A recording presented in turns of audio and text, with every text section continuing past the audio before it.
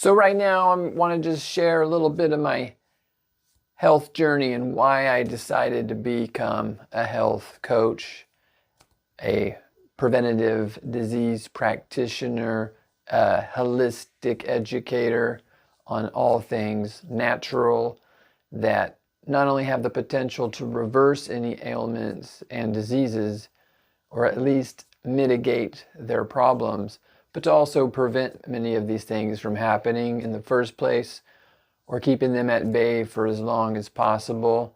Let's let getting sick, tired, and dying go to our 70s, 80s, and 90s and not in our 30s, 40s, and 50s. My health journey starts with my grandmother at the age of 12. She noticed one day that I started doing some healthy things I was making for myself around the kitchen, some stuff that I had kind of was learning at school. I think I was in 7th grade, and the health class that I was in started talking about some stuff that kind of got me thinking. And I was already kind of thinking because I've always been more of an observer, even since I was a kid. And I just kind of noticed everybody's overweight, everybody's sick, everybody's doesn't look very good. And I was fortunate enough to have been raised to where I at least had a fighting chance in the beginning because I had my health as a kid. I was very lean, probably 5% body fat. I wasn't an athlete or anything, but when I did start exercising, I was able to see any of the results pretty quickly because it doesn't really take much to see muscle when you don't have any fat on you. So after her encouraging what I was trying to do with health, it made me think, oh, well, I'm doing something right. You know, someone that cares for me is encouraging me. They're not mocking and scoffing and putting down what I'm trying to do like many people try to do to us, even if they love us or whatever. And I kind of just ran with it. And one day my dad brought home some exercise equipment he had gotten from himself from his brother. And I just kind of started using it in the beginning. This is in the 12th grade. And I remember back then, it was before, people start working out to impress girls and stuff. I was working out to beat up my brother, who was always messing with me. And I thought, maybe if I exercise, I can defend myself. And it only took a couple of years, and one day I was able to, never messed with me again.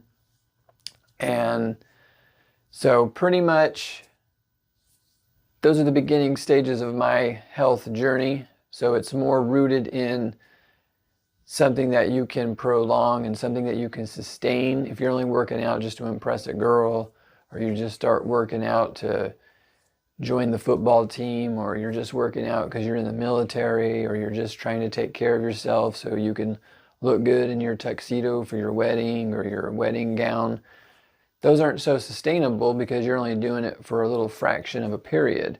I got started when I was a kid.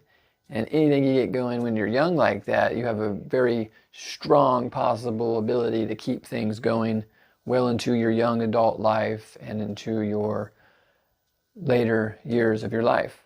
So I'm very fortunate that I had that good foundation when I was younger, and I'm sharing it because for anyone else who's either trying to get into health or maybe their kids, they want their kids to be healthy and be set up, you got to get them started young, or you yourself got to get started as young as possible.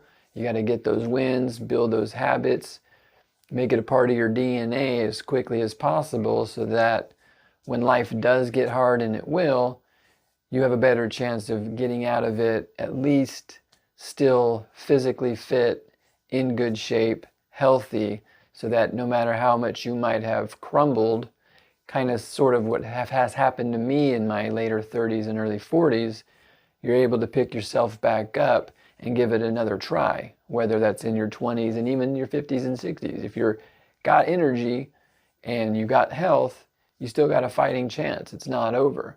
But if you're down in the slumps, you're not healthy, you're overweight, you're behind the bar, you're depressed, anxious, and feeling miserable, and you get to a point where it feels absolutely impossible, your fighting chance is going to be not good in your 20s, let alone when you're 55, trying to get your health back from years and decades of bad health decisions. So the rest of my early years of my health journey, I went into high school because was kind of fit a little bit, started kind of noticing at pool parties and stuff that girls liked guys that were fit. You know, when you're a kid, you're not thinking about that stuff when you're that young. And then you notice that the girls are talking about you, oh, he's got a six-pack, or da-da-da-da-da. And it's like, it feels good, you know. People are talking about you in a good light, pretty girls, da-da-da-da-da. And you start noticing, well, that's more encouragement, you know. I'm physically fit around my peers. I feel good within my skin. I've got encouragement from loved ones. This is a good thing that I'm doing.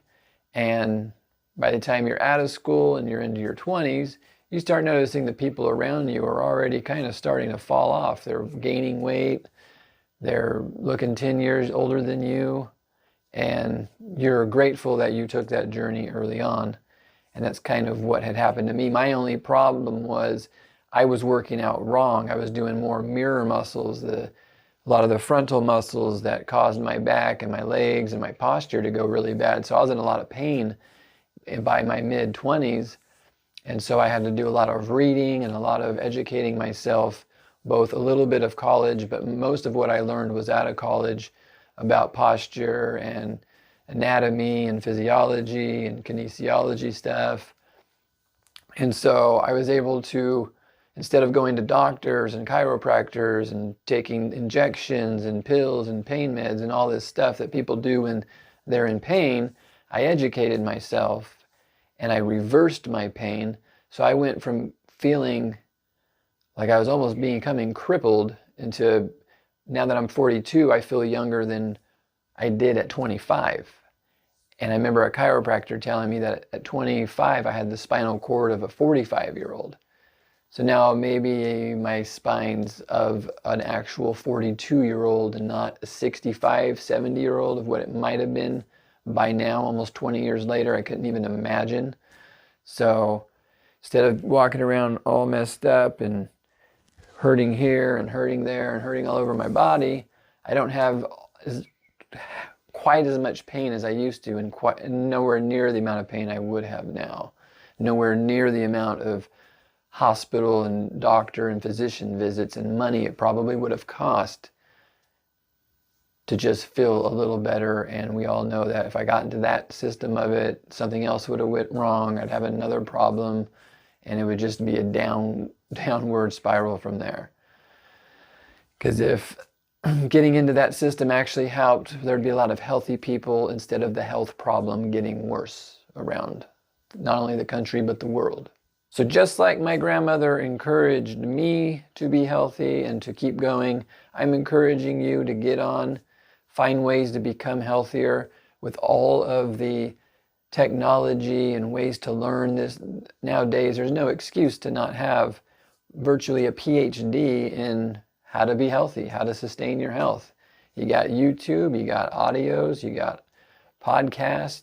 If you like reading, there's plenty of books. There's plenty of information out there. You do have to go on a journey.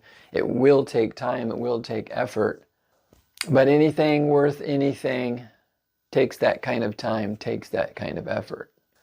And after about 25, I wanted to go even deeper into health because of that pain. And as the years went by and I was healing my posture, I was healing my pain, just being in the frequency of being healthier, other things started coming into my life that also helped progress some of the things I was already doing in health. And I read this book called Natural Cures They Don't Want You to Know About, which played a huge role on my ability to prevent being sick and stuff at least once a year that I was experiencing at that time during the winter, a pretty bad sickness that would last, a good few days, and then kicking it all out of you takes another week or so. So you're kind of down for a couple weeks. And after reading the book, I didn't get sick again for quite a while, about 6, 7, 8 years. And I haven't been as sick since, besides my dog sneezing in my face a couple years ago. That was terrible. But Other than that, I don't experience very much sickness at all. I never have had a flu shot. I don't go to the doctor during the winters. I don't see physicians. If I do get a sniffle, I don't go straight to the doctor. I try to nurse it always myself. And it's pretty much worked out really well for me. And it's easier to do when you already have a decent level of health and have that kind of momentum. Obviously, without the knowledge and a lot less health, you're going to be in a much worse position where you might need a doctor. You might need an antibiotic. Or even maybe some shot that kicks something, some kind of virus you got or something crazy going on. So after reading that book and experiencing and learning a lot of things that you can actually do to prevent disease and prevent sickness, because that's what the basis of the book is about. It's not so much naturally curing diseases, it's more preventing them. And that's kind of what put me on a new journey in my life to be a preventative medicine type coach, not so much just for screening and checking for cancers, but more of a education on things that you can do before you get a sniffle, before you get a cough, before you get a cold, before these things turn into bigger problems, cancers and all of those things. None of us are immune to all of it, but we have a better fighting chance of developing things less or not as early in our life or not at all when we take certain precautionary and preventative measures. And a lot of it has to do with natural things, natural water, natural movement, natural foods, natural sunlight, natural air. The more natural you can get, the better your health's going to get. The further you get away from nature and how nature intended you to be, how you evolved or how God created you, that's when disease and things and the manifestations of negative ailments come into your life. You've gone against the grain to which you were created. And it's not going to be pretty. Take a look around. It's not pretty. Very few people look good. A lot of us do not look very good. So after some trials and tribulations of my life, I don't need to get too deep into it, but I have fallen behind the bar. I haven't seeked out my fullest potential in life. I didn't go all in when I had an opportunity. I wasn't fully present when I had other opportunities. And now that I feel back alive again from kicking all the things in the darkest hours of my life out of my life, I'm now ready to take the next journey of my life and become an actual practitioner of which I've been put on this planet to do. And that's just to help people with their health. That's all I want to do the rest of my life. And what I have to present for you is actual health and not fake health that makes people filthy rich, but empowers you to be the healthiest version of yourself, giving you the tools, giving you the advice, but you're going to have to get it done. I'm here to support you and help you, and there's a lot of other resources out there. I suggest using as many as possible. Take care, and my journey's just begun, and I'll be sharing a lot more with you.